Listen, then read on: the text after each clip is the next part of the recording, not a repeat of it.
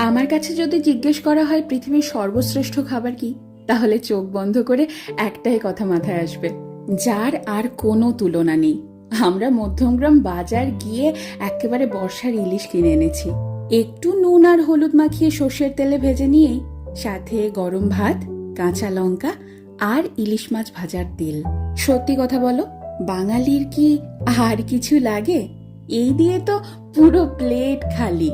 আমার মা যেহেতু স্কুল শিক্ষিকা, তাই অনেক সময় এমন হয়েছে ঘটা করে রান্না করার সময়ই পাইনি। আর সে সময় যদি বাড়িতে ইলিশ মাছ থাকতো, তাহলে এই ইলিশ মাছ ভাজা দিয়ে কত তৃপ্তি করে খেয়ে উঠেছি সবাই। আমার এই বাড়িতে বাবা মা এসেছে, আর সেই তৃপ্তি করে খাওয়ানোর সুযোগটা এবার আমি পেয়েছি। আমার খাদ্য রসিক বাবা গরম গরম ভাত আর ইলিশ মাছ ভাজা নিয়ে বসে পড়েছে। দেখো কত মজা করে খাচ্ছে, দেখেও যেন তৃপ্তি আসছে আমার।